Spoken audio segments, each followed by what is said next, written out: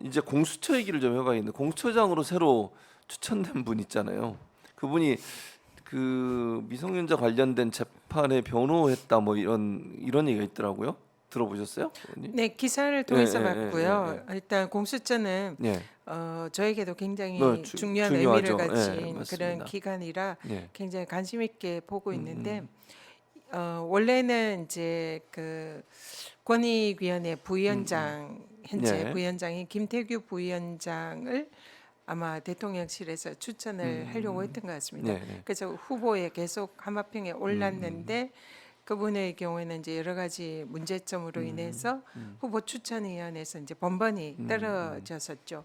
그래서 계속 그런 상황에서 이제 공수처장 임명이 계속 늦춰졌는데 예, 이제는 이번에는 그 중에서 이제 판사 출신 예, 그 분이 이제 이번에 지명이 지명이 됐죠. 예, 되셨어요. 예, 그래서 지금 이제 뭐 일각에서는 작전을 바꾼 것 같다 예, 예, 예, 대통령실에서. 그래서 공수처장은 좀 청문회에 통과할 수 있는 음, 그런 인사로 좀 하고, 보내고, 예, 그다음에 실제로 수사를 지휘할 수 있는 차장의 음, 경우에는 좀 더 대통령의 음, 측근으로 음, 그 수사를 자제할 수 있는 그런 사람을 음, 보내는 게 이제 새로운 전략인 것 같다, 이런 예, 이제 얘기들을 하더라고요. 뭐 내용이야 뭐 어땠든지 간에 공수처가 그동안 뭐 저에 대한 감사원의 이 직권 남용 이런 예, 관련 수사도 쭉 진행되어 오다가 사실상 지금 이제 소강 상태인 것 소방에서 같고, 타고, 예, 그래서 그 이유가 아마 이 여러 가지 이제 수사에 관해서 중요 결정을 해야 되는데 그게 이제 처장의 결재가 필요한데 그런 부분이 이제 아직 이루어지지 못하니까 소강이 되고 있지 않나 이렇게 추정이 됩니다. 예, 그래서 어쨌든 누구든 빨리 임명이 되는 것은 필요는 하다 이런 생각이 드는데, 사실은 공수처가 지금 현재 검찰 독재 뭐 검찰 정권 이런 정도의 얘기가 될 정도로 사실상의 그런 무소불위의 권한을 행사하는 그런 검찰을 견제할 수 있는 사실상 유일한 그런 그렇죠. 기관이거든요. 예, 그래서 여기서 뭔가 그런 역할을 해줘야 되는데 공수처마저 사실상 정권이 장악을 한다면은 이런 이제 그 정권의 이런 권력 기관을 이용한 이런 여러 가지 무소불위의 이런 문제들을 사실상 견제할 수 있는 최후의 보루가 사라지는 거예요. 그렇죠. 그래서 공수처장이 어떤 사람을 임명하느냐가 굉장히 중요한데 중요하죠. 이 공수처마저 지금 이제 이번에는 장악하려는 그런 의도로 보이고요. 그래서 사실은 걱정이 많이 됩니다. 그럼에도 불구하고 제가 실제로 공수처에서 조사를 받으면서 이제 예, 고발인으로서 예, 그때 느꼈던 공수처의 뭐 검사들이라든지 수사관들의 분위기는 상당히 좀 정의로웠고, 이런 문제되는 이런 사안에 대해서 좀 정말로 이 정권과 권력에 휘둘리지 않고 제대로 수사하려는 그런 의지를 많이 봤었고요. 보여줬고, 그래서 걱정은 되지만 그래도 공수처에 아직 그런 정의롭고 기계 있는 그런 검사들이 많이 남아 있다 생각하고요. 거기에 이제 기대를 걸고 그런 게 이제 요즘 최상병 예, 맞아요. 최상병 관련 수사, 수사에서도 그런 예, 게 보이잖아요. 예, 맞아요. 어쨌든 그 상당히 의미 있는 그런 성과를 수사에서도 내고 있고, 그래서 그렇게 지금 현재 그래도 공수처가 그 제한된 여러 가지 한계 속에서도 성과를 내고 있는데 이제 예, 공수처장이 임명이 되면 그렇죠. 그나마 그런 이제 그 독립성을 지키고 정의롭게 수사하는 그런 움직임이 방해를 받지 않을까, 사실 그런 우려가 있습니다. 그러니까요. 예, 그래서 네, 지금 22대 국회에서는 예, 특히 법사위에서는 이런 부분에 대해서 정말 두 눈 부릅뜨고 그런 부분을 잘 지켜보고 그렇게 해야 되겠다, 그런 생각이 듭니다. 그러니까 지금 현재 최상병 순직 사건 관련된 수사가 상당히 이제 뭐 열심히 하는 것처럼 보여요. 그러니까 유재은 지금 관리관 두 번째 소환을 했거든요. 두 네, 번째 소환했고 관련자들이 이제 소환을 계속 하겠다고 그러고 있고. 그러니까 아마 공처에 있는 검사들 입장에서 지금 현재 근무하는 분들 입장에서는 처장 오기 전에 어느 정도 마무리를, 그러니까 마무리를 완전히 할 수는 없지만 네, 중요 피의자들을 좀 불러서 조사를 하려고 하는 것 같지 않습니까? 그런 점은 현재 공수처의 자세 자체는 사건의 진실을 파헤치려는 노력을 하고 있다 이렇게 평가할 수 있는 거죠, 그러면. 네, 예. 감사원 사건도 지금 사실 이제 뭐 언론에 이렇게 크게 보도는 안 되고 있지만 그동안 감사원 그 수사를 계속적으로 진행을 네. 하고 있는 걸로 알고 있고요.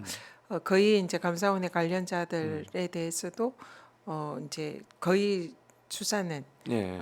진행이 된 걸로 알고 있습니다. 근데 이제 사실 감사원장을 소환한다든지 예.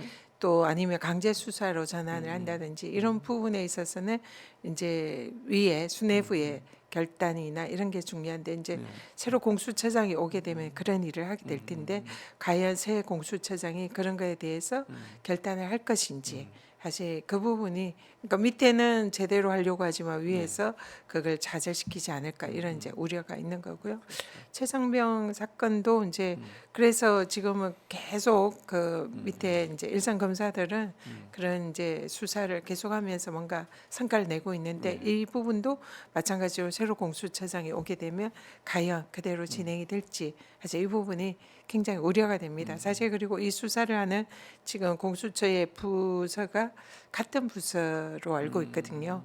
그래서 사실상 예. 공수처의 중요한 지금 국민들의 관심이 집중된 그런 이제 수사를 하고 있는 그런 부서가 이 새로 처장이 오면은 이게 만약 인사 이동을 해가지고 그럴 수도 뭐 있죠. 이 수사는 뭐 검사들 자체를 이렇게 바꾼다든지 예. 여러 가지 우려가 되는 그런 상황입니다. 그래서 지금 그래서 이제 공수처가 의지를 가지고 하지만 여전히 국회에서 특검을 통해서 예. 이걸 이제 국회에서 컨트롤하면서 제대로 수사하는 게 필요하지 않을까. 그래서 공수처의 수사와 별도로 국회에서는 지금 21대 국회에서 빨리 특검법을 통과시켜서 특검이 이 수사를 좀 할 수 있도록 하는 게 지금은 꼭 필요하지 않나.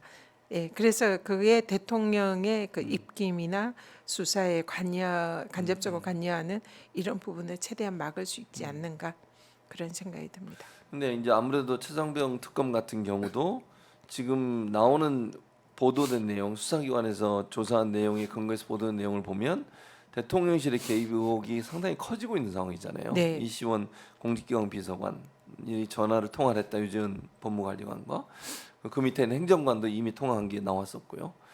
그런 여러 가지 상황과 정황을 봤을 때 과연 윤석열 대통령이 특검법이 통과되더라도 거부권을 행사하지 않을까 이런 우려가 있는데 그렇게 돼버리면 사실은 좀 다시 또 22대에 가서 특검법을 또 통과시켜야 되는 거 아닙니까? 그렇죠. 지금 사실은 그래서 음. 오늘 이제 영수회담 이제 또 민주당으로서는 최상병 특검에 대통령이 수용하고 거부권 행사를 해서는 안 된다. 네. 이걸 이제 주요 의제로 하려고 했었고요. 그렇죠. 이제 그걸 이제 대통령실은 거부를 한 거고요.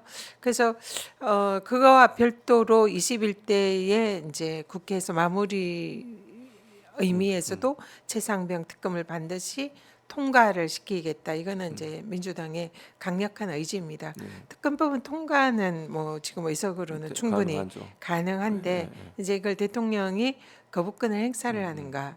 그러면 일단 거부권을 행사를 하는 것 자체는 이번 총선에 나타난 민심을 정면으로 반하는 대통령이 거죠. 네. 거스르는 거다. 그렇죠. 그래서 국민들의 분노나 이런 것을 피하기는 어려울 거다. 그런 생각이 들고요. 그리고 또 만약에 최상병 특검을 대통령이 거부를 해서 국회로 오게 되면 그 거부권을 다시 재의결을 할 때에 국민의힘에서 혹시나 반란표가 예. 생기지 않을까 그런 가능성도 배제할 수 없다 그렇죠. 그런 생각이고요.